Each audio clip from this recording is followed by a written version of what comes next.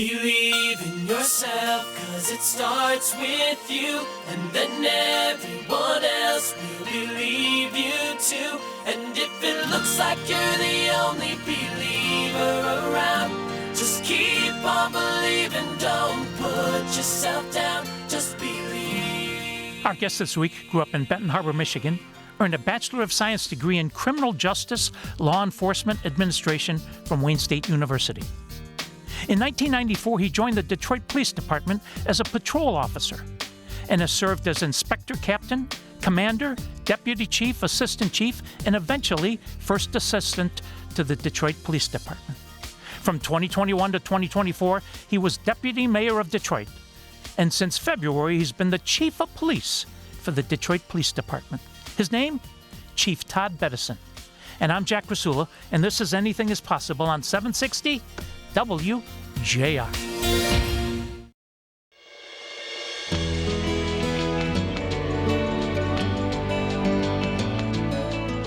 I'm Jack Krasula. This is Anything is Possible. And we're with a phenomenal human being. A great story that with God anything is possible. His name, Chief Todd Bettison. Chief, welcome. An honor to have you. Thank you, Jack. It's such a pleasure to be here. Thank you so much. Can you start by leading us in an opening prayer, please? Absolutely. Lord Jesus Christ, my prayers for the city of Detroit, as a public servant, as a chief of police, help guide me and ensure that I provide the best public safety possible for all of my residents, visitors, and everyone. And not only the city of Detroit, all of our children, our seniors, and everybody else, but our suburban residents, and also the whole southeastern Michigan and the whole great state of Michigan, because we are one Detroit under God. Thank you so much. Amen. Thank you, Jack, for allowing me that opportunity. All right, let's go back to Benton Harbor. Childhood, mom and dad, please. Yes. Benton Harbor, Michigan. Great place. Southwestern part of the state. Great people over there. Beautiful beaches. And my mother actually was a Detroit school teacher and graduated from Wayne State and did 28 years teaching in the city of Detroit. But I was actually raised by my grandparents. And my grandmother worked at the Berrien County Juvenile Center. Her name was Evelyn Bettison. And I would say that she was the disciplinarian. She ensured that she provided that leadership, that guidance, and I attribute a lot of my success to my grandmother. I mean, I grew up in a rough part of town, 600 block of Broadway. And my grandmother made sure, along with my grandfather as well, and uncles and just everyone, that things were good. And I actually went to a Catholic school. My mother, because she valued education so much, she wanted me to have a great education. And so I actually went to a school over in St. Joseph, Michigan, across the bridge. It was called Lake Michigan Catholic.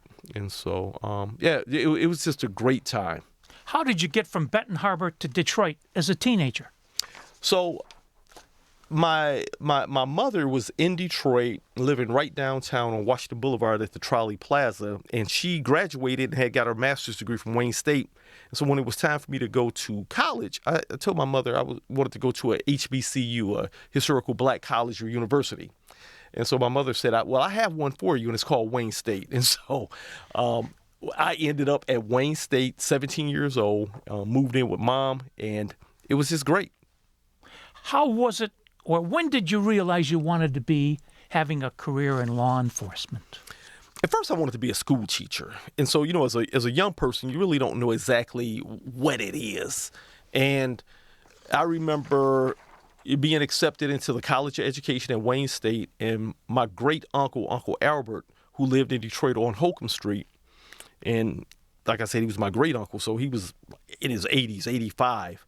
And I remember telling Uncle Albert I was going to be a school teacher, and he was like, nah, my mother was a school teacher way, way long time ago. I see something else for you. He's like, I really would like you to be a lawyer or I want you to be in law enforcement. And because back then it was just something that, blacks couldn't do when he came up. They had join the Detroit Police Department. They had a certain height requirement, and they had various restrictions. And so he really urged me to go towards the path of law enforcement. And I talked to my mother, and my mother was like, I don't really want you to be a teacher. I really prefer law enforcement. So I changed my major to criminal justice. And while taking a Police in America course, I ran into a young man by the name of Joe Hutchison, who was a Detroit police officer. He was in his uniform. And we had a conversation. And from there, I went down to 2110 Park to sign up and got recruited and ended up, they hired me. And that started my career in law enforcement. That was 1994. The first job within the police department, what was it and where was it? Patrol.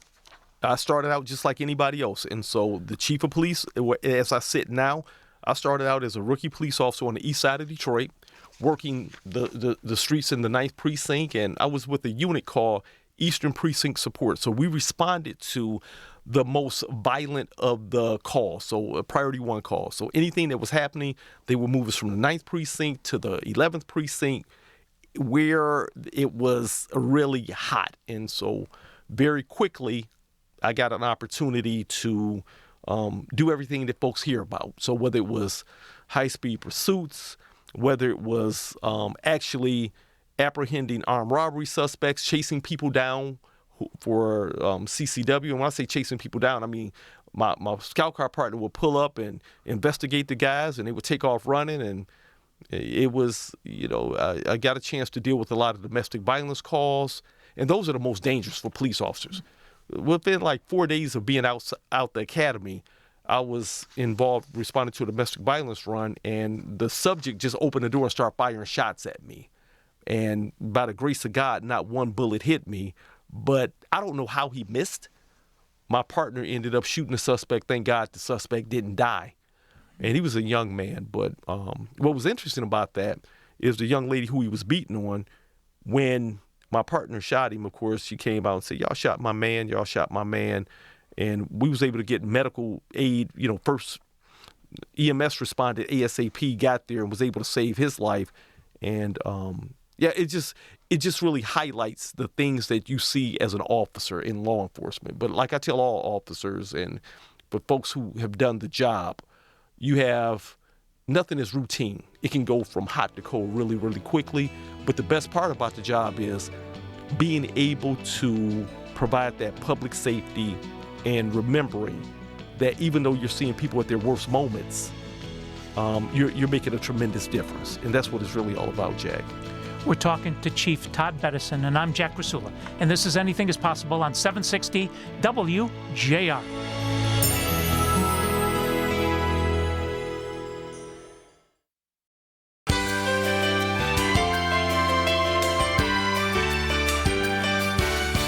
This is Anything is Possible. I'm your host, Jack Krasula, and we're with Chief Todd Bettison. He's the Chief of Police for the Detroit Police Department. All right. For 8 years, our mayor was Dennis Archer. Talk about Mayor Archer. Mayor Archer was the mayor when I joined the department in 1994. And so Mayor Archer had just got elected. And I remember Mayor Archer really as a visionary, a lawyer, smart, and he was the first mayor after Coleman Young. So it was a complete difference. It was a transformation. And it was refreshing to have just change. And for me, coming into the department, being able to see him lead the city, and so he did some great things as mayor. It was just a good time. I remember one incident where with the Angels Night and being able to take where the city would burn back in the day. And where it was coined Devil's Night, but I believe Dennis Archer coined it from Devil's Night to actually Angels Night, where the day before Halloween, the individuals, for whatever reason, would set houses on fire. And so at one point, during the bad years, it was 800 houses that would go up. And, right now, of course, it's been completely transformed from Devil's Night. But I credit Dennis Archer with taking it to Angels Night and actually having the largest volunteer force out there to ensure the safety of the city. So he invested in public safety as a mayor, and he was definitely a good mayor. And my good friend Ike McKinnon was the police chief. That's what Dennis Archer did, brought him in as an excellent police chief. And my mentor, who I worked directly for, was Benny Napoleon. And so I had a front row seat by being executive protection for Benny Napoleon, being close to Ike McKinnon, and having an opportunity to visit and see Mayor Archer do great things for the city of Detroit firsthand over there at the Manoogian Mansion. Dennis Archer earned his law degree at night while teaching handicapped kids in Detroit public schools. He was the mayor for 8 years, and he became the first African-American president of the American Bar Association. All right, another mayor that achieved quite a bit, Dave Bing, please. Yes, Dave Bing, just a phenomenal human being. He still gives back. Right now, he has an organization that mentors young black boys. And, of course, we know him for his basketball, being a Hall of Famer. His jersey is still hanging there at Little Caesars Arena. But Dave Bing was another supportive mayor, really supported the department. And I just can't say enough positive stuff about Dave Bing and really leading the city at a time stepping up when it was going through the historic bankruptcy. But even during those tough years, coming in to take that mantle of leadership. And ultimately, we did get an emergency manager. But for the 4 years that Dave Bing were in office, he guided us and kept us afloat during some of the toughest times in the city of Detroit. So I thank Dave Bing for his leadership and for leading us and ultimately laying a foundation to help get us to where we are today, because all of the mayors were great and they did their part.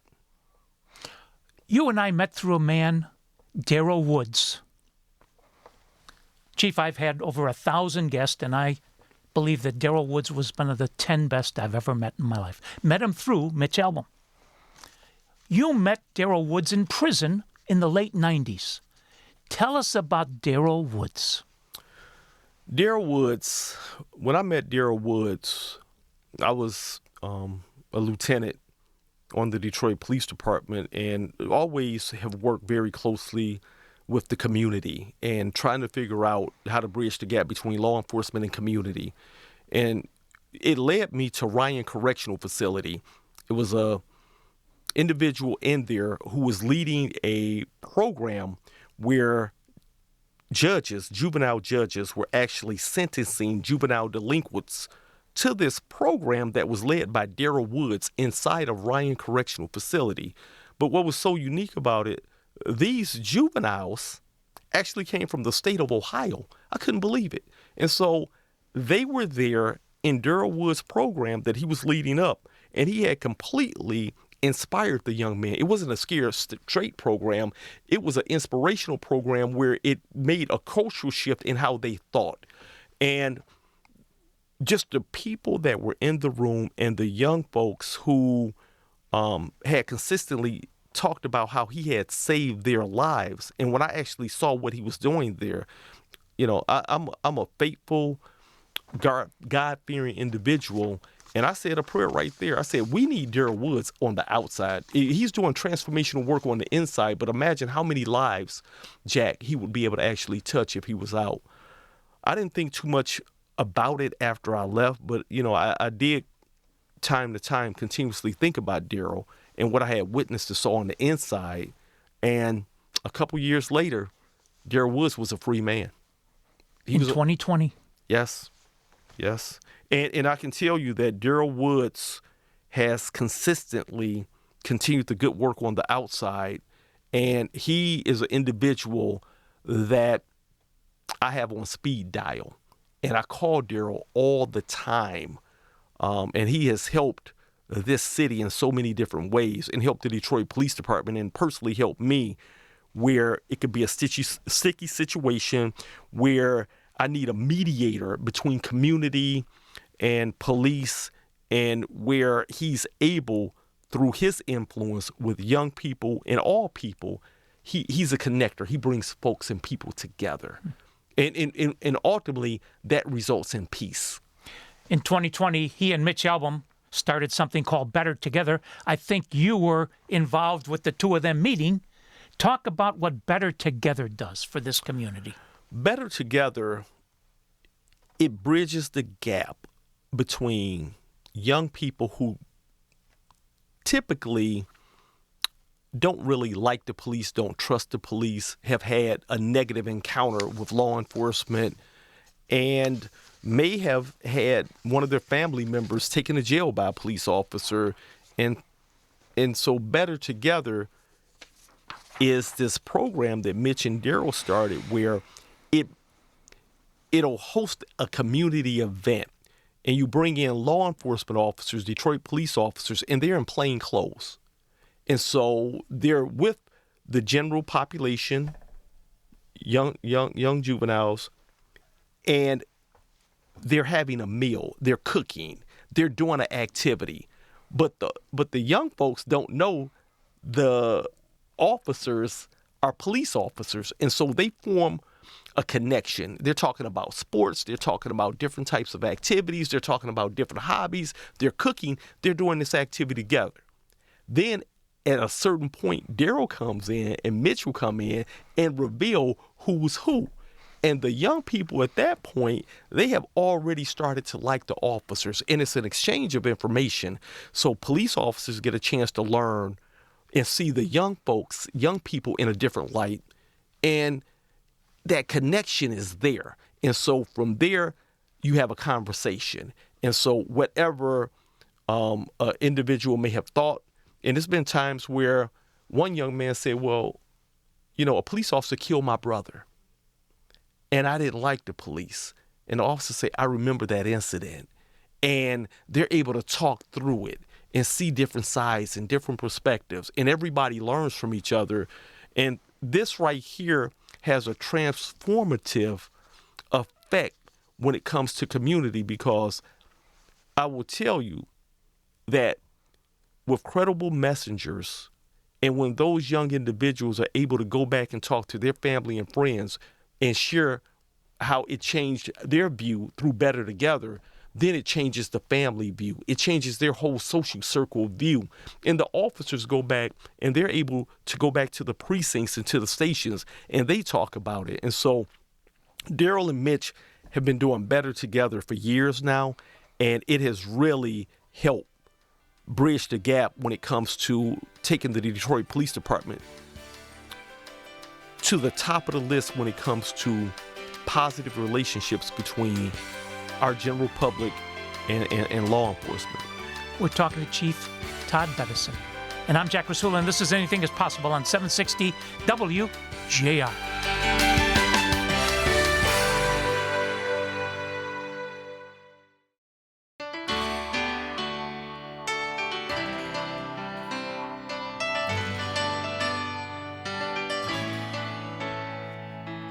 Welcome back to Anything is Possible.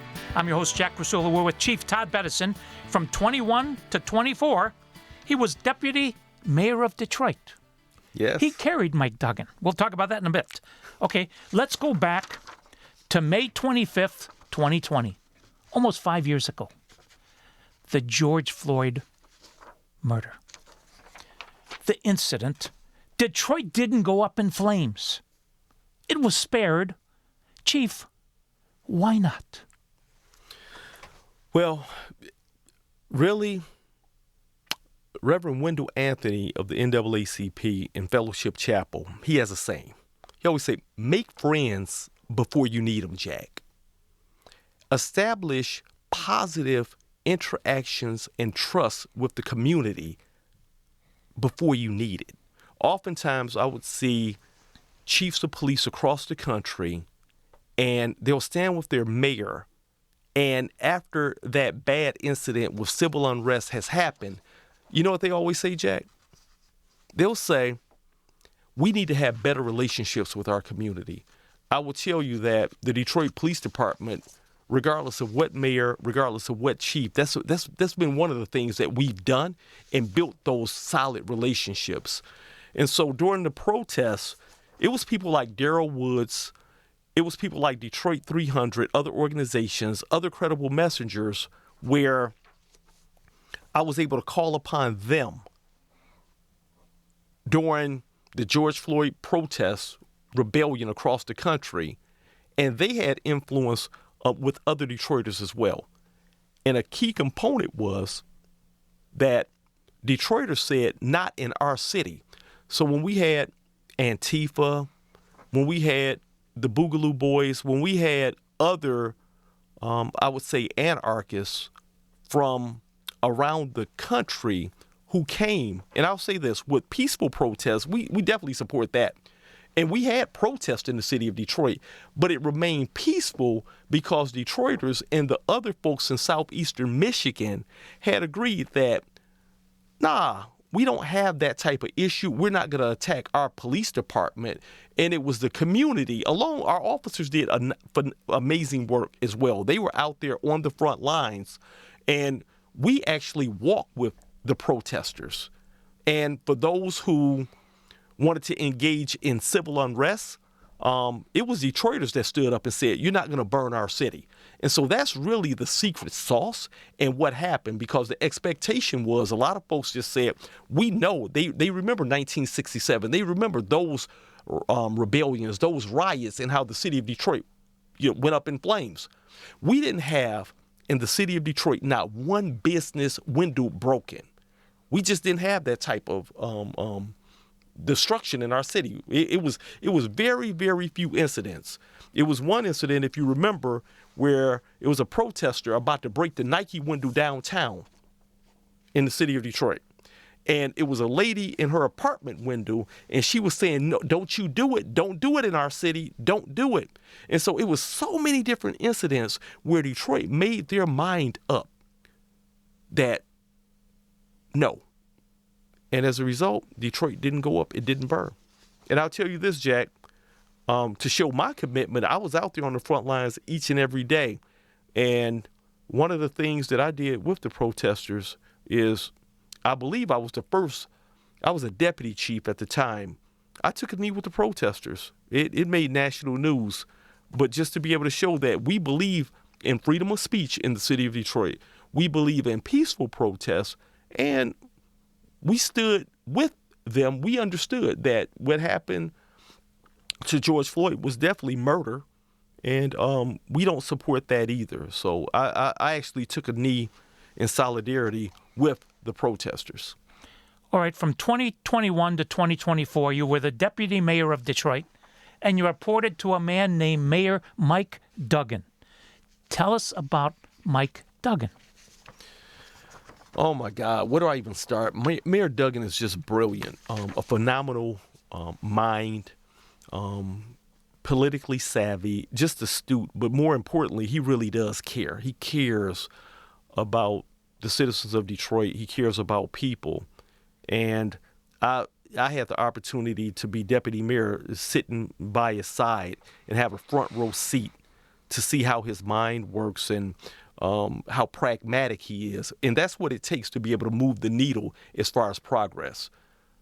Mayor Duggan has did amazing things. For example, when he took office back in 2014, we had 45,000 abandoned houses in the city of Detroit. Now we have less than 2,000. Mayor Duggan has taken the city from blight to beauty. The property value has increased tremendously. He has invested in public safety. As a police chief sitting here, I can tell you, in regardless of what chief it was, he invested in giving officers historic raises. The department is at a 99% fill rate based off of Mayor Duggan investing in officers, investing also in technology. And so in every aspect across the city of Detroit, he has made the type of decisions that's going to move the city forward. So just a great individual, and the success that I feel that we're experiencing today is just based off of his leadership, and he gets along with people.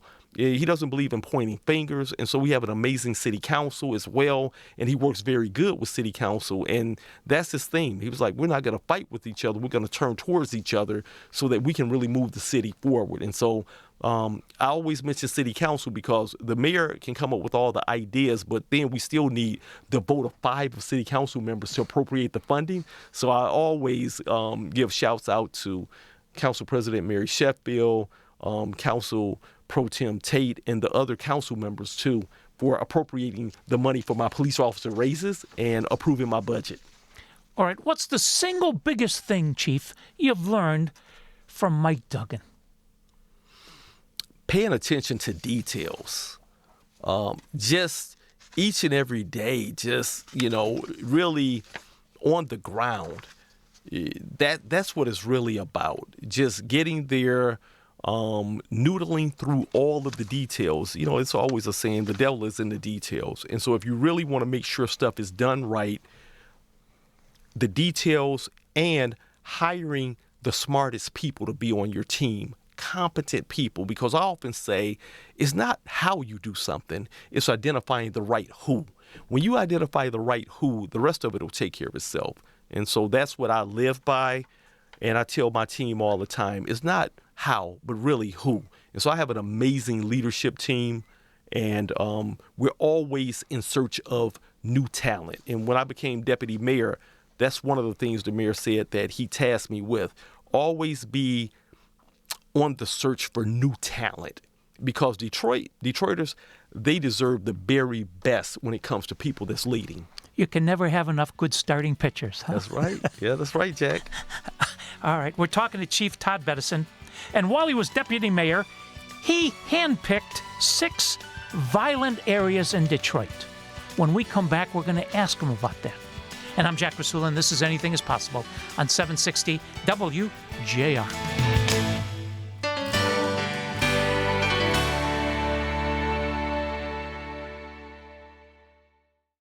You've been listening to your inspirational fireside chat, Anything is Possible, for nearly 20 years. This is Anything is Possible, and I'm Jack Krasula. But what has Jack been up to lately? Search @AIP Speaker Series and find out. Jack has interviewed thousands of historical voices, some of whom have offered him their philosophy of life, like Tom Izzo. And Tom writes, work hard, persistence always wins out, discipline is the highest form of love. Stay humble. The great Ernie Harwell. My aim is to do justice, love mercy, and walk humbly with God. And the voices of our generation. I am reassured continuously that His unfathomable love and mercy are the greatest gifts of my life and my constant source of strength, reassurance, and guidance. His Holiness, Pope Francis. @AIP Speaker Series is the YouTube channel where all of these jewels can be heard, including some of Anything is Possible's greatest guests. And we're with Mitch Albom. The Little Liar is really a book about truth and lies and the price we pay when we lie. This is Anything is Possible, and with Tom Watson. My father loved to play with the pros at the club. Developed a very quick friendship with Stan and played some golf with him. And then he would ask me to play golf with him and Stan. Our guest this week was born with a rare disorder characterized by the absence of arms and legs. His name, Nick Vujicic. Something that every human being actually deals with, Jack. It's the choice of continuing to believe or giving up. And recordings of the AIP Speaker Series events at St. John's Resort. Go to YouTube and search @AIP Speaker Series. It's free. And remember, Anything is possible. Spohom.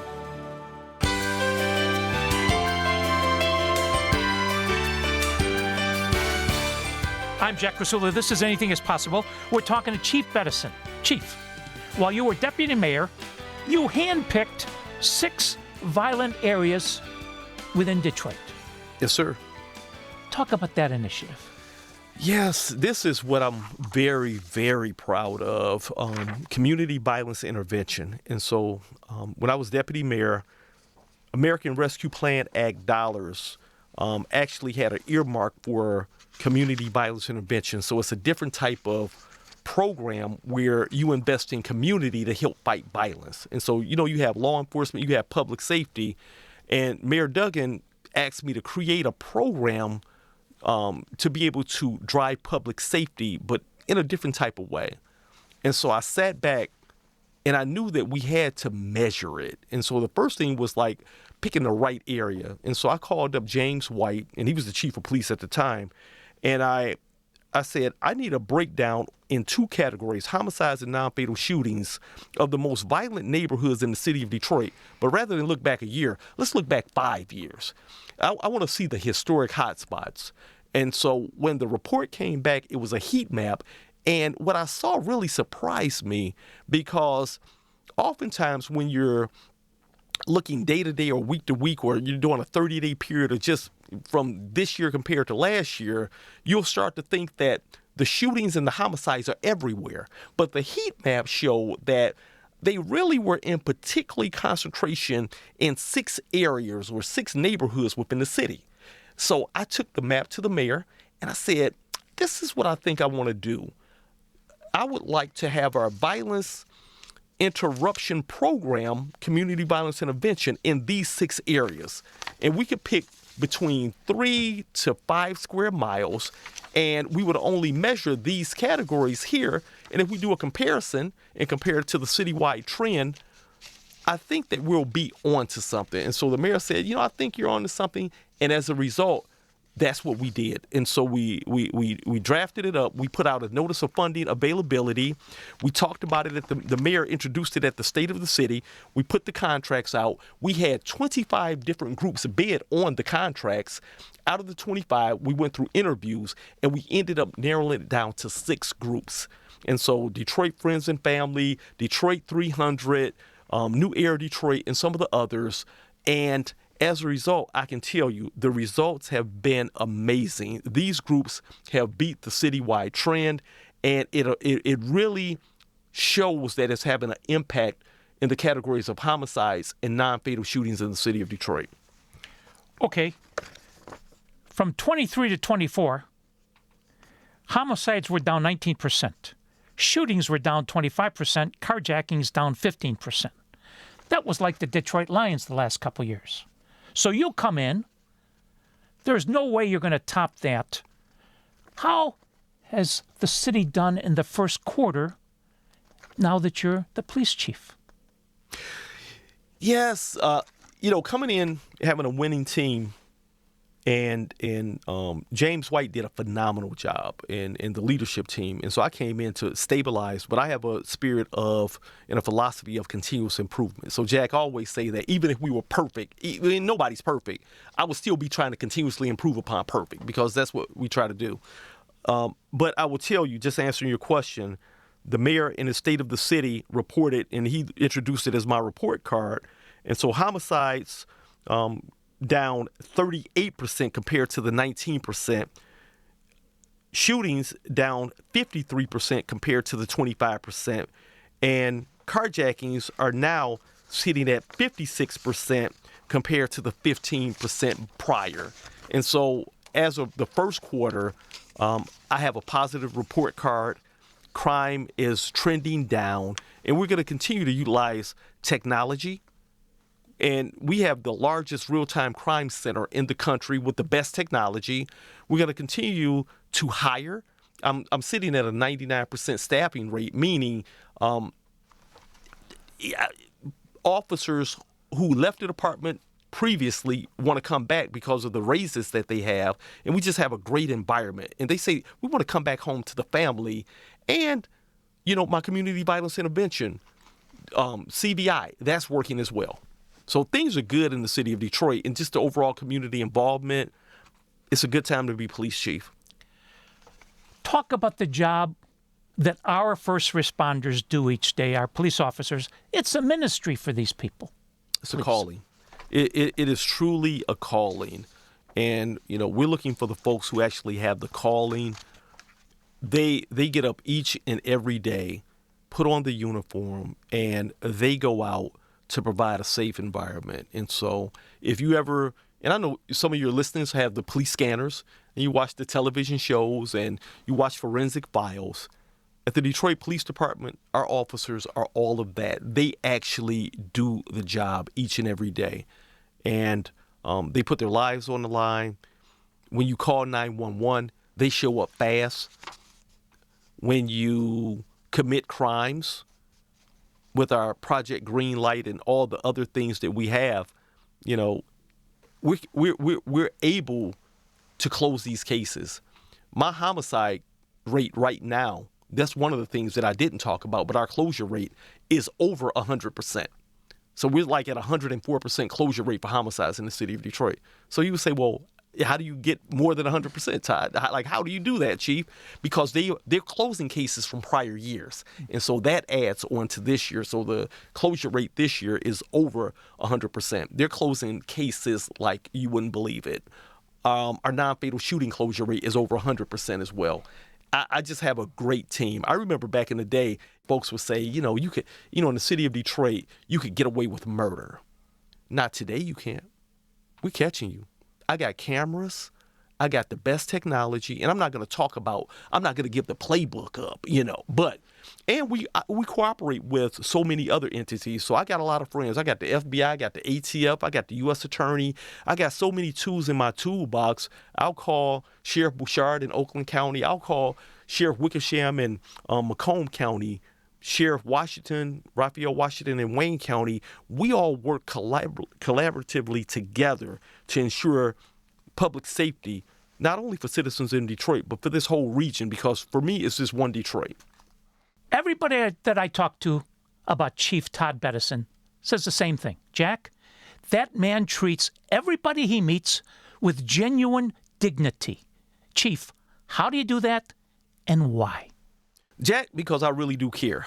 And so in order to do that, just like you care, Jack, they say the same thing about you. So I guess we're brothers. So you got more hair than I got. You know, we it's a calling, and you're called to do your job, and you do it so amazingly fantastic. You're just amazing, and it's truly my pleasure to be able to serve the citizens of Detroit. I'm a servant leader, and I really love and like what I do, and so it's easy. That's the only thing I can say. It's just easy. Chief Todd Bettison, you make it look easy. You're like a swan going along water, but flapping that we can't see under the water. But thank you for all you do every day. Please keep up the great work. Thank you, Jack. Please join us next week. Until then, I'm Jack Krasula. Thanks for listening, and make it a great week, because with God, anything is possible. Spohn.